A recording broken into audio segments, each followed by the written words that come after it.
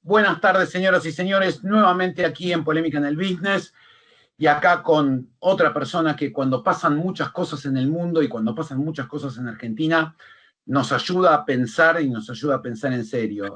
Se trata de Sergio Berenstein, que entre otras cosas todos los viernes nos deleita con sus notas en el diario La Nación. Sergio, muy buenas tardes, ¿cómo estás?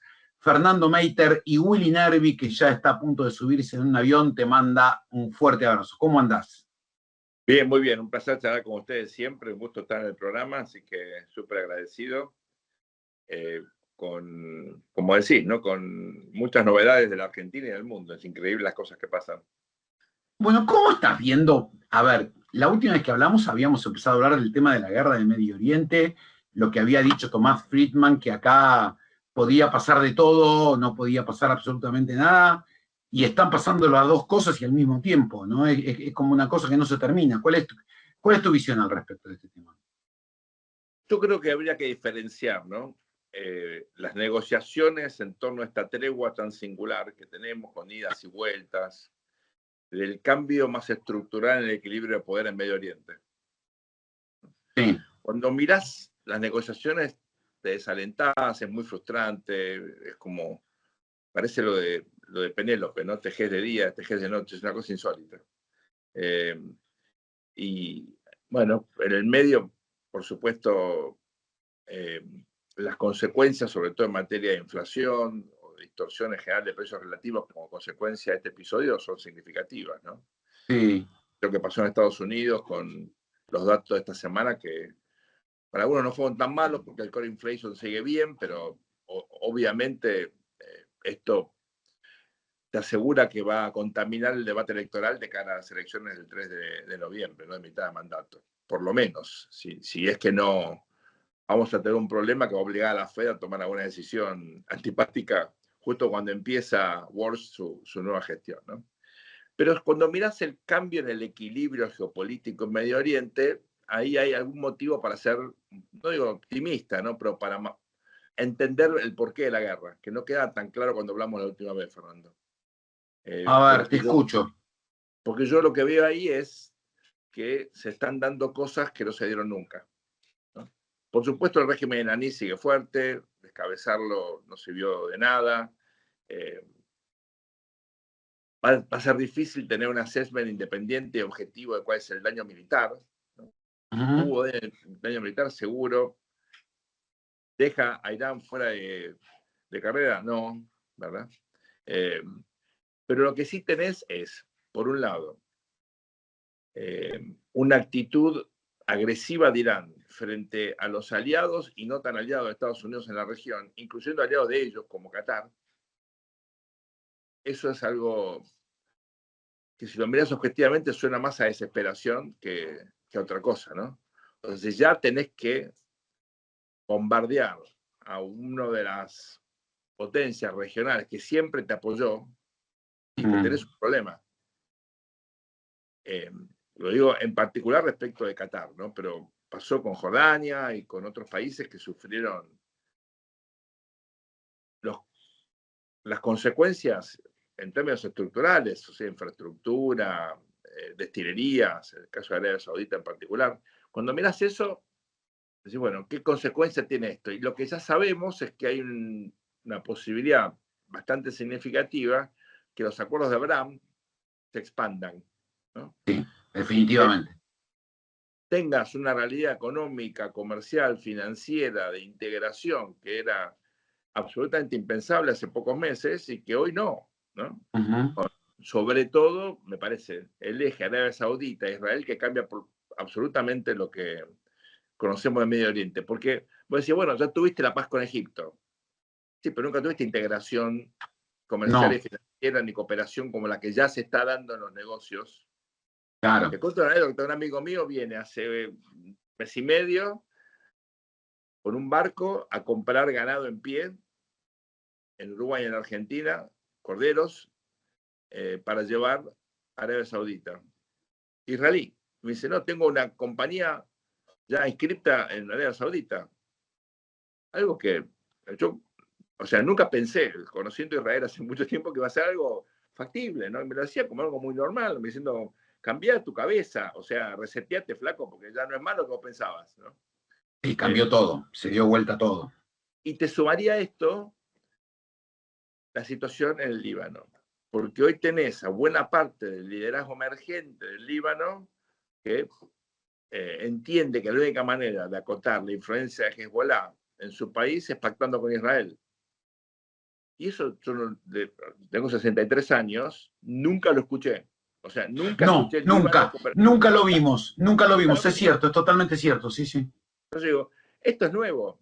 No reconocerlo sería un error. Entonces, veo un horizonte de paz y no, no veo eso, pero veo esto que son cosas que nunca pensé que iba a haber, por lo menos en mi horizonte de vida. ¿Me explico?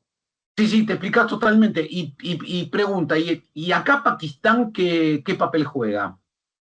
Fundamental, porque no solo por ser un país, digamos, musulmán y importante, y como todos, Un proxy de Irán? bueno, por todo lo que sabemos, Pakistán es importante, pero Pakistán también es un backdoor para la influencia china.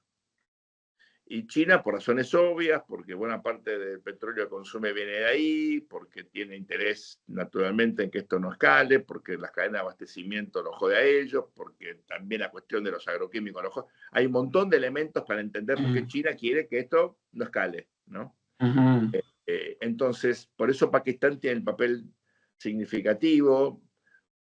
Yo no sabía, honestamente, pero me entero ahora que siempre tuvo una muy buena diplomacia, en parte por la tradición británica, en fin, hay una cuestión más bien... Yo no lo sabía tampoco, no lo sabía tampoco. Eso me enteré. ¿Qué pasa con las excolonias? Si las élites mandan a estudiar ¿a dónde a sus hijos? A las mejores universidades de la metrópoli, ¿no? Pasó siempre. Sí. Sarmiento estudió en Salamanca, y sí, perdón, Y Belgrano sí, y estudió en bueno. Salamanca. Obvio, claro.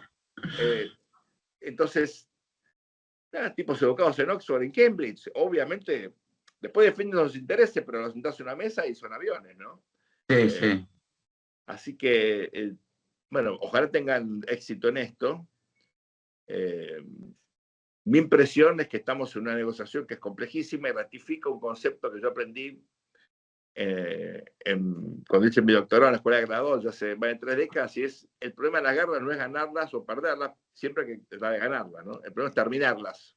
Claro, Siempre claro, terminar sí, una sí. guerra es muy jodido, muy difícil, ¿no? Claro, porque si no estás, es como que, a ver, yo en otro programa decía que nos acostumbramos al conflicto entre Israel y Gaza, nos acostumbramos al conflicto entre Ucrania y Rusia, nos acostumbramos al conflicto en Venezuela, que sigue habiendo despelote en Venezuela.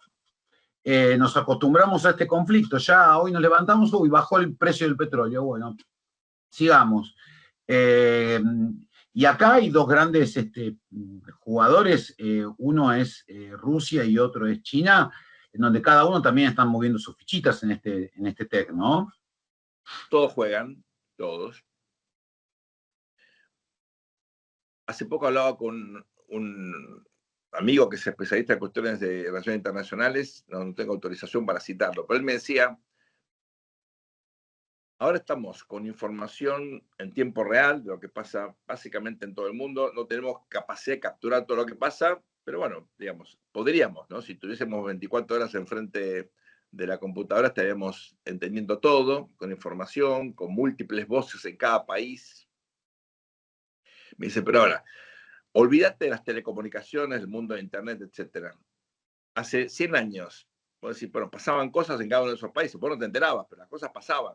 Pasaban igual, sí. Entonces no es que ahora se aceleró el conflicto, siempre tuviste conflicto, ahora se concatenan las cosas y estás más informado y puedes sacar más conclusiones.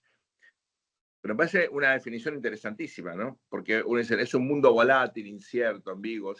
Sí, siempre fue. Siempre lo fue, sí.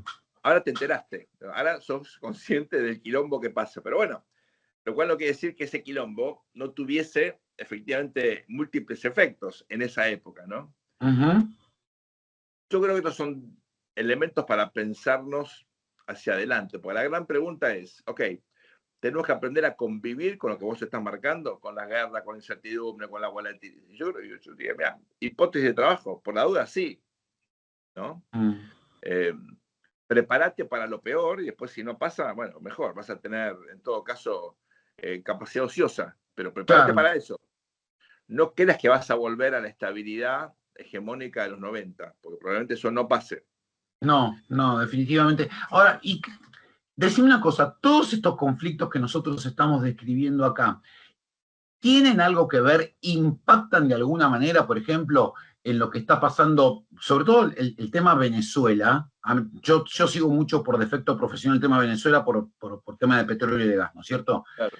Pero está impactando mucho, por ejemplo, en la elección en Colombia, la elección en Perú, el despelote que hay en Bolivia.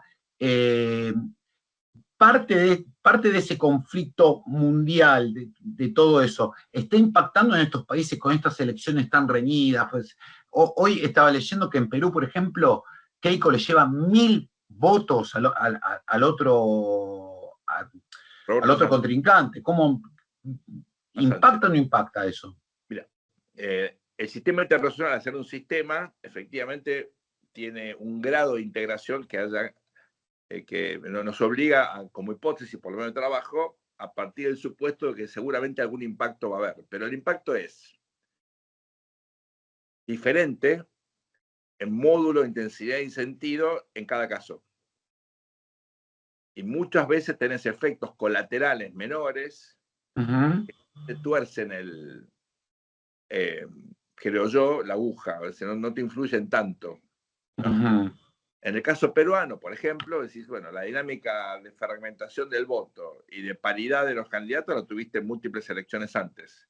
Con lo cual, uno en principio, bueno, no hay algo particularmente único en este contexto, ¿no? Colombia está tan integrado a Venezuela, como hay tanta inmigración venezolana, como la industria petrolera colombiana en buena medida creció y se desarrolló gracias al colapso de Venezuela. Y ahora se está dando vuelta. Vos sabés Ya que se está muchas dando vuelta. compañías ya están empezando a pensar en migrar a Venezuela.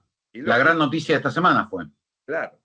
Ahí sí, ahí tenés un impacto obviamente mucho más importante, ¿no?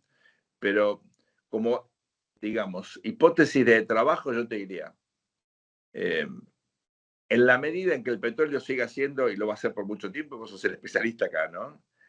Un factor fundamental eh, geopolítico y económico, un precio más importante que tiene la economía internacional y doméstica, obviamente estos conflictos te van a llegar, porque digamos, si tenés inflación en Estados Unidos, y esto va a joder a Perú, obviamente, porque va a joder en todos lados, ¿no? Sí. La Fed eleva la tasa de interés y los flujos para los emergentes van a bajar, como pasó históricamente. O sea, hay cosas que indudablemente te impactan, ¿no? Pero muchas veces es la derivada segunda o tercera, ¿no? Para los que les gusta análisis matemático. No es digamos, una consecuencia inmediata. Es una consecuencia, en todo caso, de segundo o tercer orden. En el caso, por ejemplo, de la Argentina, fíjate qué interesante, ¿no? Porque vos decís, bueno, veníamos finalmente invirtiendo en infraestructura y con un proceso de maduración en vaca muerta. Pero esto le viene como anillo al dedo, Claro. ¿no? Porque venías creciendo, digamos, linealmente y ahora tenés la posibilidad de crecer exponencialmente. Si haces las cosas bien, y ahí falta mucho, digamos, pero digamos, vos ese proceso 2013-2025, bueno, tuviste un crecimiento, ¿no? Uno hubiera esperado cosas más rápidas, pero teniendo en cuenta el desastre que fue la Argentina en todo este tiempo, bueno, Vaca Sí. Muerta creció más, o Neuquén creció 5 veces el promedio de la Argentina, ¿no?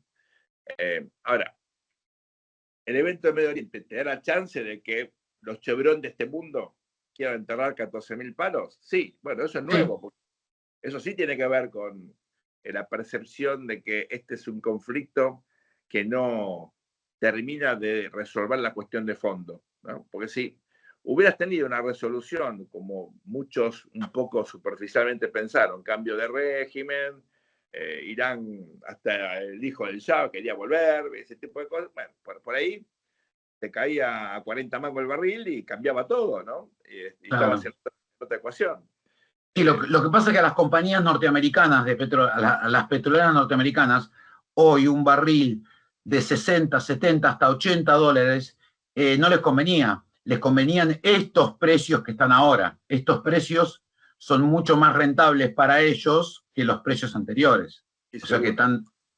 tan mal no les vino. ¿Y Bolivia cómo lo ves? Bueno, a ver, acá es un caso muy interesante porque Bolivia arrastra un problema de gobernabilidad hace décadas. O sea, esto no es nuevo. Lo que pasa ahora no debería sorprendernos, sobre todo porque el proceso electoral dejó afuera un líder controversial como Evo. Puede gustar mucho o poco, pero Evo obviamente todavía retiene capacidad de daño significativa, ¿no? Entonces, lo que estás viendo ahora es una consecuencia del hecho que el proceso electoral no te resolvió No, la cuestión de fondo, y es que hay un porcentaje de la sociedad boliviana que no se siente parte del sistema o que puede jugar con la regla del sistema en la medida que sus intereses estén protegidos, si no, no juega, ¿no? ¿Qué es lo que está pasando ahora? Entonces, como Evo quedó afuera, hay también una cuestión judicial en el medio que es muy, muy, muy embarazosa, muy pero sobre jorobada, todo, muy jorobada, muy muy jorobada. jorobada. Sobre todo, si hay un avance, una consolidación de este proceso democrático, hay allí un equilibrio que afecta al negocio del narcotráfico. Es un negocio, obviamente, como cualquier otro, pero que requiere condiciones especiales de logística, en fin, digamos, necesitas o la cooperación o por lo menos algún tipo de lógica de acuerdo con el Estado para poder funcionar, si no, no funcionás, ¿no? Sí, te cuento algo. Vos sabés que esto tengo autorización de decirlo, no es información privada ni confidencial, así que no estoy violando ningún off the record, nada de eso. Yo, a Youssef Akli, ex presidente de IPFB, y a Mauricio Medinaceli, ex ministro de Energía de Bolivia, Uh -huh. los conozco por la actividad privada de Laburo, antes. lógico. Y mientras ellos estaban en la función pública, me decían, mira, yo nunca pensé que iba a ser tan difícil la gestión pública en Bolivia. Me dice, mira que yo tengo experiencia en Estados Unidos, en Argentina. Yusef tiene parientes en Argentina, trabajando en Claro, Ecopetrol, o sea, viste, claro, claro. son tipos de la industria que conocen y que realmente no podés dudar de su honestidad, porque no tienen necesidad, son tipos Obvio. y realmente se encontraron con un problema no económico, no político, sino social. Se encontraron con un problema social. No hablaron de aumento del combustible, no No. hablaron de cambio de la ley de hidrocarburos. Solamente hablaron de ordenar un poco la cosa y se encontraron con un despelote que no supieron realmente cómo salir. Te digo que fue un tema muy, muy raro, muy, muy raro. Bolivia está, entre otras cosas, siempre tuvo un problema de estatalidad, de un Estado muy débil, muy, Sí, muy débil. Pero con Evo hubo una cooptación de movimientos sociales, por llamarlo de una manera elegante, de aparato estatal, de agencias y o programas del Estado, ¿no? sí, sí, sí, sí. Entonces, cualquier cosa que quieras tocar, salta un movimiento social, te corta una ruta, tenés un problema de gobernabilidad, si usás la si no lo usás, tu autoridad se va diluyendo, y esto te vuelve la situación de un conflicto permanente que tiende a escalar y que en muchos casos, bueno, perdés autoridad, porque si no puedes usar la autoridad legítima del Estado para poner orden, tu autoridad no vale nada, tu capacidad de negociación desaparece, ¿no? Totalmente. Hoy, mira, al día de hoy a la mañana había 69 bloqueos. Claro. Entré en La Razón de Bolivia, estaba el mapita, 69 bloqueos. No llega comida, no llegan medicamentos, no llega nada. Es una cosa terrible, terrible, terrible. Vos mirás potencialmente Bolivia entre tierras raras, litio, en fin, más la riqueza histórica que tiene, más en algún momento si hubiese reglas claras, hasta, por supuesto, gas de vuelta y petróleo, ¿no? Porque las cuencas están. ¿Cómo? En el 2013 en el 2013, Sergio, operaban compañías petroleras y compañías de servicios petroleros que no operaban en la Argentina. Vos te sentías, ibas a Santa Cruz de la Sierra y te sentías que estabas en Houston, te lo juro, ¿eh? No, por supuesto. Calle de tierra, obviamente, pero bueno. No, lógico, sí, está bien, pero digamos, Hay muchos países del centro de Asia que no son muy diferentes, ¿no? No, no, no. Y ahí llegamos a la querida y no tan bien estimada Argentina. ¿Cómo está viendo todos estos despelotes? A ver, una inflación del 2 y pico %, que bueno, está mal, pero tampoco, pero está bien. Un complejo político bastante revuelto. A ver, ahí es cuando lo necesitamos a Sergio para que nos diga qué es lo que está pasando. Lo más importante, creo yo, Fernando, es que la Argentina llega a 30 meses de administración Milei sin haber hecho una sola reforma estructural seria. Sí. Ni una.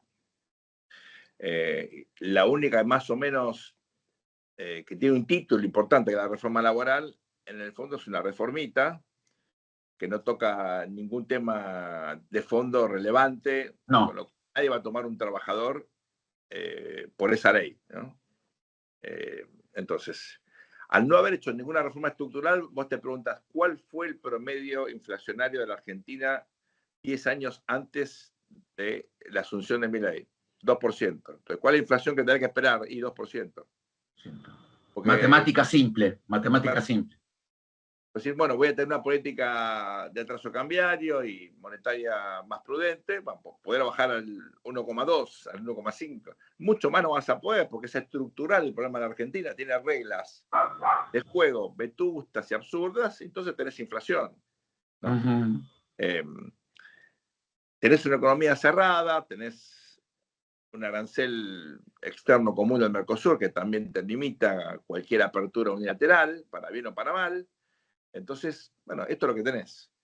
Esto lo que te hace es que el gobierno, justamente por estas limitaciones, tenga una política monetaria más restrictiva y una política de atraso cambiario más exagerada. Exactamente.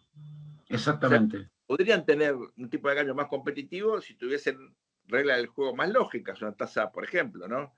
Una carga tributaria más lógica, un sistema previsional bien financiado. No existe nada de eso. Entonces, a mí me frustra mucho porque hay una inconsistencia extraordinaria entre el discurso revolucionario prácticamente del presidente y la práctica. En la práctica es un gobierno reformista, conservador y tímido, ¿no? Sí, que no cambió mucho las cosas. Ahora, políticamente hablando, o sea, la descripción que vos hiciste es tal cual y yo la comparto 100%.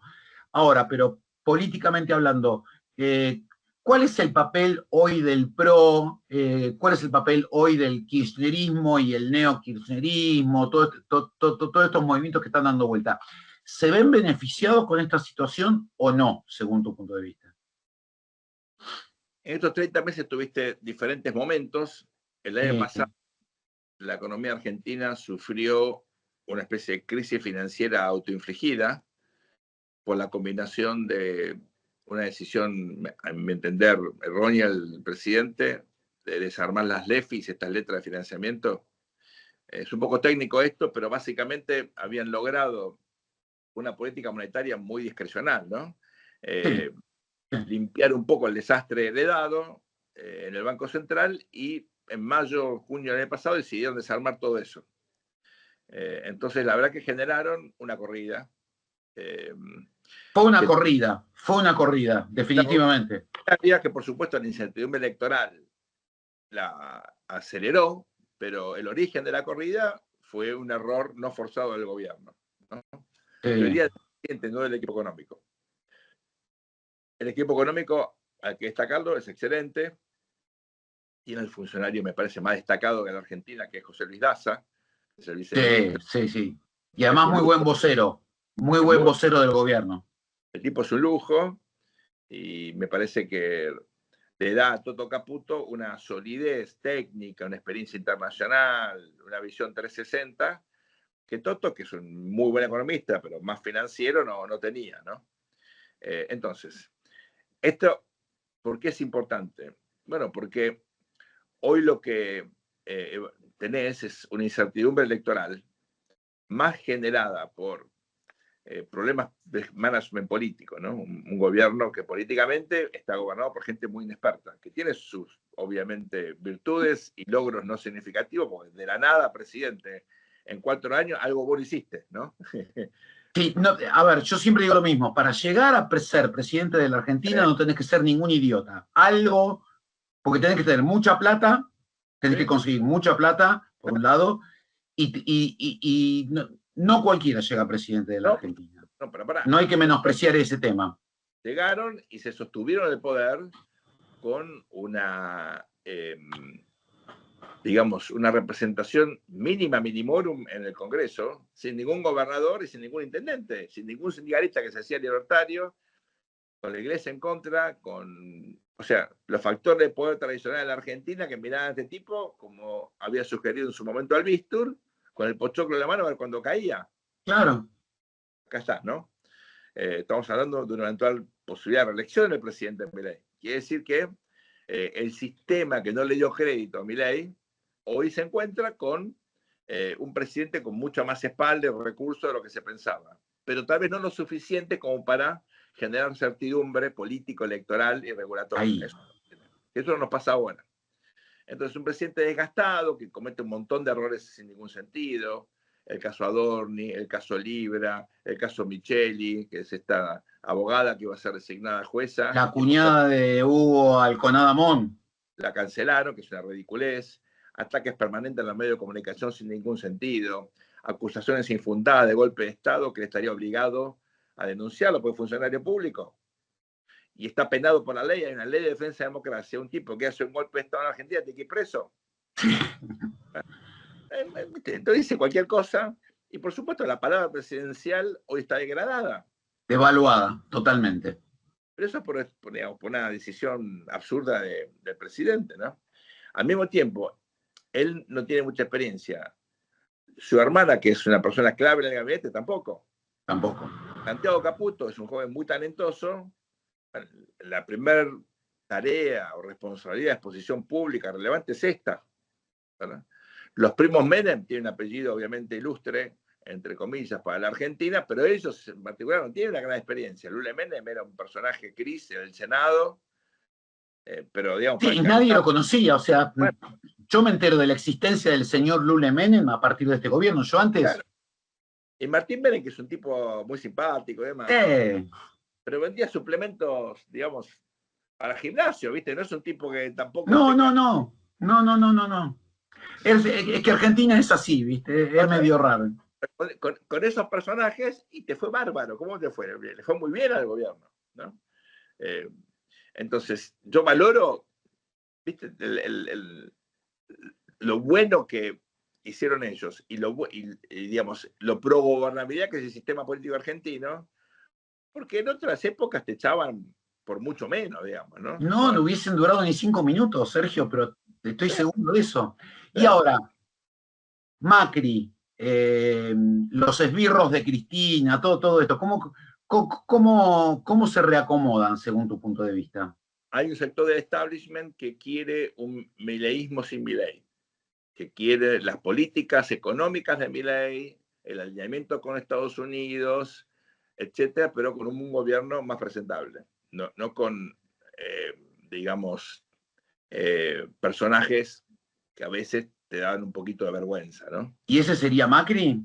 Bueno, podría ser Macri o podría ser Patricia, en principio. Hay otros que se quieren anotar ahí, pero esos son los que están, digamos, en el tope, ¿no?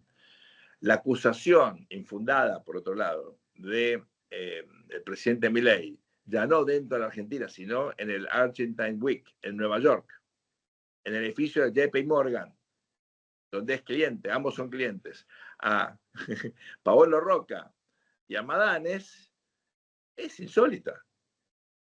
Porque vos sos un inversor norteamericano que vas a ver al presidente, ¿no? Y querés meterte en el ring y demás. Y en ese evento el presidente ataca al el personaje más importante de la industria de tu país, de la historia de tu país. ¿Vos qué decís? Bueno, si le ataca a La Roca, me atacan a mí. Sí. Puede lo más, puede lo menos. ¿Te vas a meter en un país donde el presidente ataca a un empresario de esa envergadura públicamente en el exterior? No. No, espera, discúlpame, discúlpame que te interrumpa acá un poquito. O lo empezás a pensar por el absurdo. Decís, esto está preparado, esto es una pantomima, están negociando algo por abajo y después arreglan. Sí, pero no arriesgas tu capital. No, no, no, no, no, no, no, no, no, no, Pero no, eso no, significa que la tasa de inversión definitivamente. en Argentina es bajísima. Aún con Riggi, la tasa de inversión efectiva en Argentina es muy baja. De hecho, no Todavía encontró. es baja. Es que lo que pasa, mirá, yo lo escucho a Longobardi a veces a la mañana, ¿no? Y el otro día él dijo una cosa que para mí es bastante cierta. Es como que también estos capitales que adhirieron al RIG y todo, le van corriendo, a raíz de todas las cosas que vos dijiste, le van corriendo el arco todo el tiempo al gobierno. Primero tenían que ganar las elecciones, después tenían que ganarlas de medio término. Y ahora le dicen, mirá, ganá las otras, vemos ese mileísmo sin Milei o con Milei, cómo se va a comportar, y en base a eso vamos con inversiones o no vamos con inversiones. Creo que por ahí pasa la cosa, ¿no? Excepto que existen, ¿no?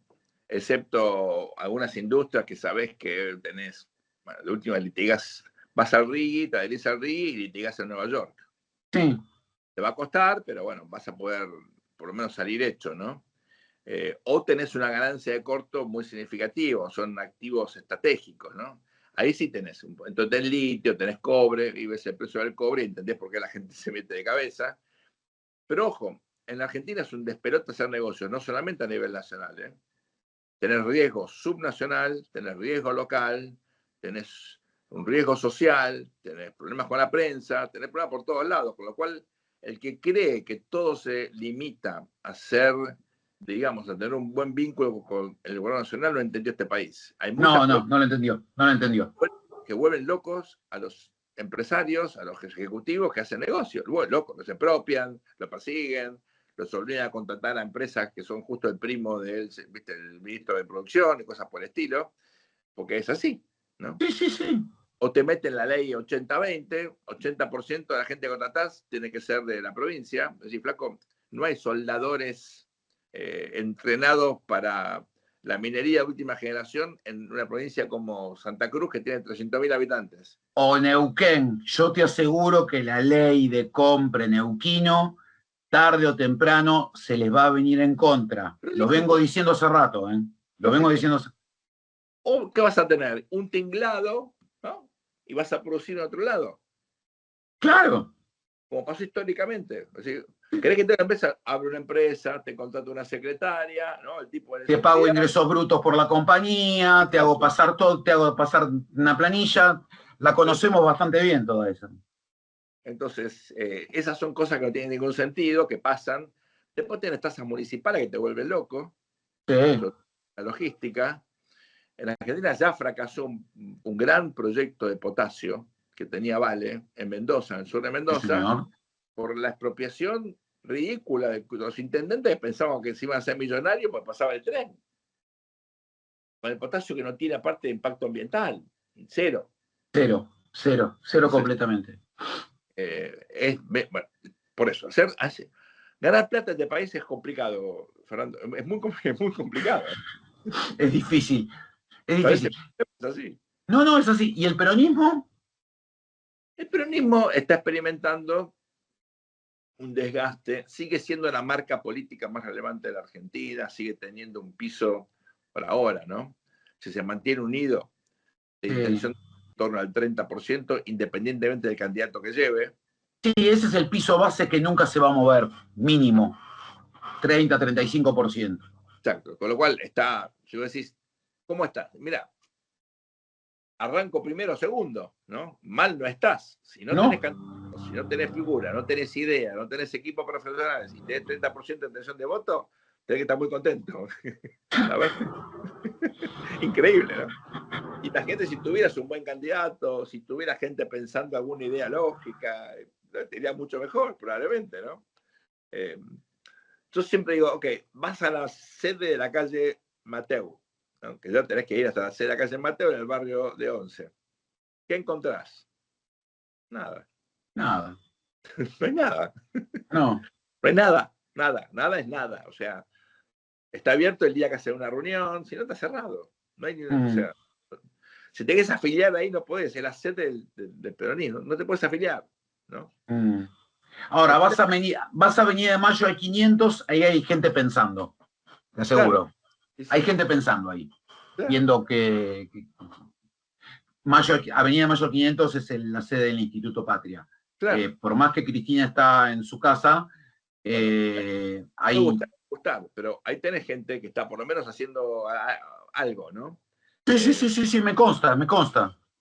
Después tenés, digamos, un peronismo que entiende que dividido le facilita la reelección al presidente y eso es un incentivo muy significativo para juntarse. Pero claro, hasta ahora no encontró ningún candidato que exprese esa unidad, ¿no? Kicillof no lo es, en parte porque la propia Cristina lo veta. Sergio Uñac, que bueno, busca instalarse, no parece conseguir hasta ahora, ¿no? El apoyo. Por ahora no. Hay algunos otros que se van a lanzar después del Mundial, ¿no? Hay algún empresario que especula con la idea de, digamos, correr el peronismo hacia el centro y representar una visión más moderna.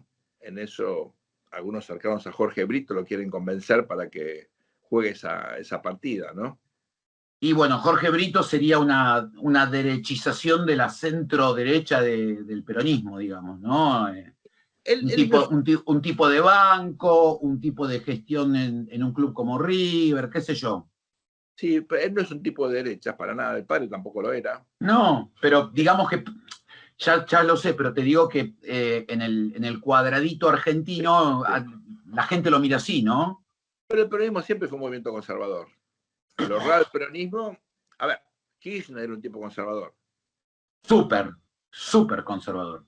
Entonces, lo raro es que el kirchnerismo fue esta izquierdización que fue absolutamente táctica, cooptación de movimientos de derechos humanos, piqueteros, sindicatos. Universitarios, claro. Una cuestión simplemente de construir poder, ¿no? Pero ideológicamente esos nunca tuvieron nada. No.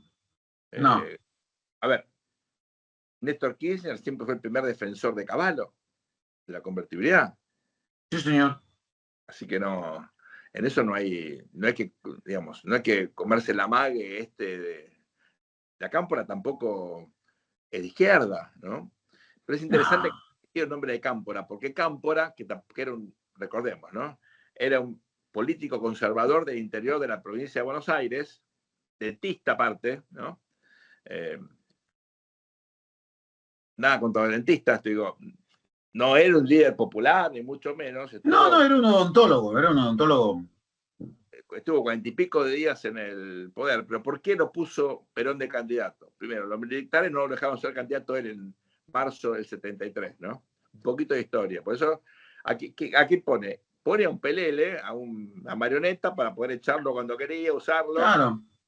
Que fue por eso Cámpora, ¿no?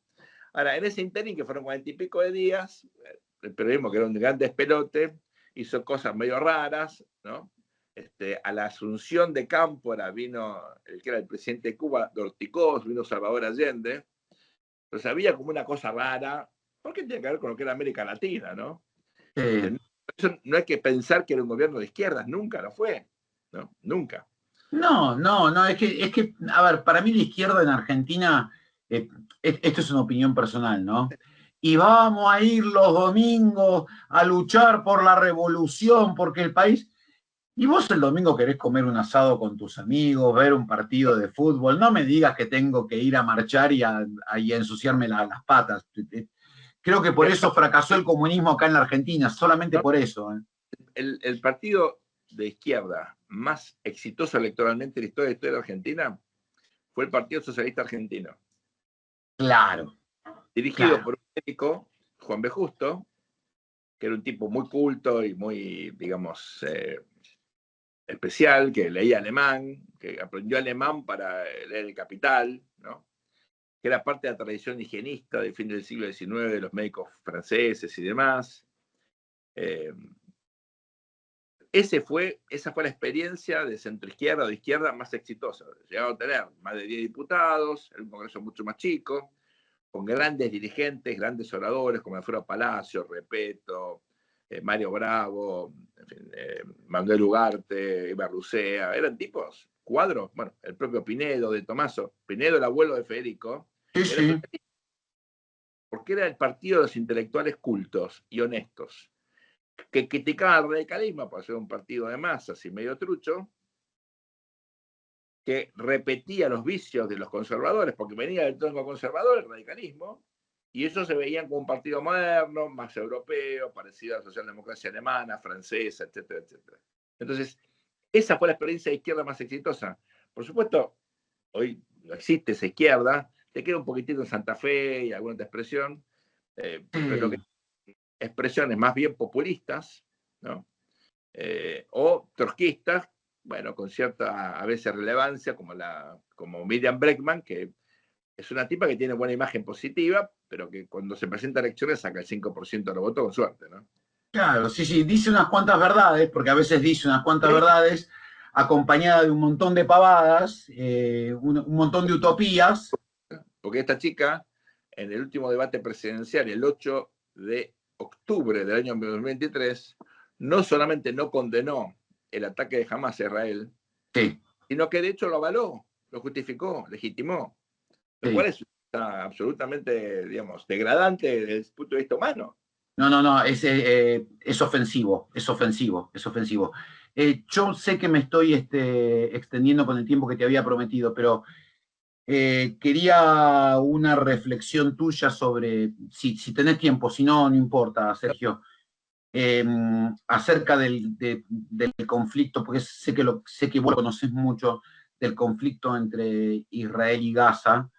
Eh, Últimamente se está diciendo de que Netanyahu es como que necesita la continuación de este conflicto para poder seguir estando en el poder, porque las acusaciones que él tiene por corrupción, por recibir regalos, el famoso documental Bibi, que yo me lo comí, Sí. es bastante bravo en cuanto a todas las acusaciones que tiene. ¿Cómo, cómo pensás que se va a desenvolver? ¿Cómo sigue este conflicto? Porque para mí es un conflicto el cual yo sigo con muchísima preocupación, porque además sigue muriendo gente todos los días, ¿viste? Por De los dos supuesto. lados. Es A ver, muy primero, complicado. yo trato de mirar los conflictos al margen de las personas, de los protagonistas, de los agentes, ¿no? Veo los intereses, veo las disputas estratégicas y después pregunto, che, bueno, ¿quiénes son los que negocian, los que están de un lado del otro? Me ayuda eso a no dejarme tentar con la idea de es algo personal, ¿no? Siempre Por las personas supuesto. son importantes en política, pero nunca te explican todo, ¿no? Pero sí, bueno, porque un tipo como Trump, que es, digamos, nunca sabes para dónde va a salir, está bien. Pero hay cosas que son estructurales que te hacen explicar el trumpismo, más allá de Trump. Trump, por Sí, supuesto, señor. le agrega una cuota de dramatismo, de, si querés, cosas que son idiosincráticas, ¿no? Pero hay cosas que son previas a Trump Sí, y que van a seguramente sobrevivir a Trump, ¿no? Que son las que yo totalmente. trato de mirar. Entonces, ¿por qué te digo esto? Bueno, hay elecciones en Israel en octubre. Veremos qué pasa con Bibi. El conflicto en Gaza va a seguir con o sin Bibi. Y cuando mirá los desafíos estratégicos de Israel en Gaza, las limitaciones, el hecho de que aún con una simetría extraordinaria, hoy controla algo así como entre 60 y 70% del territorio, bueno, acá hay una dificultad, porque si controlases el 100% del territorio, ¿solucionás el problema? No. No, no, no, ese es el gran problema que yo veo. O sea, ¿tenés una dimensión militar? Sí. ¿Tenés una dimensión importantísima que es demográfica? Sí, también. Tenés una cuestión enorme y es que la economía de la franja sufrió una involución antes de la guerra como consecuencia del dominio de Hamas. Cuando Israel abandona Gaza en 2005, bueno, tenía algunas zonas de agricultura, tenía algo de valor en términos de crecimiento, de algo. Hoy ya no, porque Hamas anuló todo eso, ¿no? Entonces, es un desafío, si querés, desde el punto de vista político multidimensional, donde Israel tiene a lo sumo una parte acotada de la solución sin cooperación de los países, fundamentalmente de las potencias, ¿no? en particular Arabia Saudita, por supuesto Jordania, porque hay que mirar Gaza, hay que mirar Cisjordania, no puedo mirar solo Gaza. Por supuesto Egipto. Egipto. ¿No? Y bueno, lo que hace Qatar, lo que hace Irán y otras potencias regionales que influyen, Turquía ahora, ya no Siria, fíjate, eso ya pasó en principio. Hay que ver tenés razón. Entonces, hablando de los cambios estructurales, bueno, en Siria hoy ya no tenés una amenaza como tenías hasta hace 1 año y pico, ¿no? 2 años. Entonces, ahí lo que veo yo es que tenés un desafío de largo plazo. A mí me parece hasta una ofensa, ¿no? Pensar que Gaza va a terminar siendo un resort de 6 estrellas para ricos, porque ojalá pase, pero no creo que suceda. No creo que suceda. Baja, ¿no? Entonces, ¿qué puede pasar? Bueno, vamos a ver, ¿no? Pero en principio veo que es un desafío, aún ocupando militarmente 70, mirá lo que te digo, ¿no? Eso no te resuelve nada, al contrario. No. Entonces, ¿tenés una chance de que haya un Estado palestino más o menos lógico, moderno? Baja. Hasta ahora, ellos mismos... Yo no creo. Tenerlo. No creo, no lo veo. Por lo menos yo no lo veo. Clinton siempre dice, le daban todo lo que pedía. Se da la FAT y cuando había que firmar, nada más. No firmó. Porque el negocio era la guerra, no la paz. Claro. O el conflicto, ¿no? Entonces yo no veo... Mira, Fernando, si querés concluimos con esto, ¿no? En la vida hay cosas que tienen solución y cosas que no tienen solución. Las cosas que tienen solución se llaman problemas. Las cosas que no tienen solución son realidades. Gaza es una realidad, no tiene solución, por lo menos no en el corto plazo, o no una solución total. Puede tener un conjunto indeterminado de soluciones parciales que te van corriendo la agujita a poquito. Daría para eso, si querés. Impecable, Sergio. La verdad, una clase de geopolítica, de economía, de historia, muy, pero muy agradecido. Acá me acaba de escribir Willy también recién. Un abrazo grande. Te manda un abrazo grande, así que, bueno, el lunes te escucharemos juntos en la radio nuevamente. Un lujazo. Así que, señores, Sergio Berenstein en Polémica en el Business. ¿Qué más podemos pedir? Gracias, Sergio. Un abrazo, querido. Hasta pronto.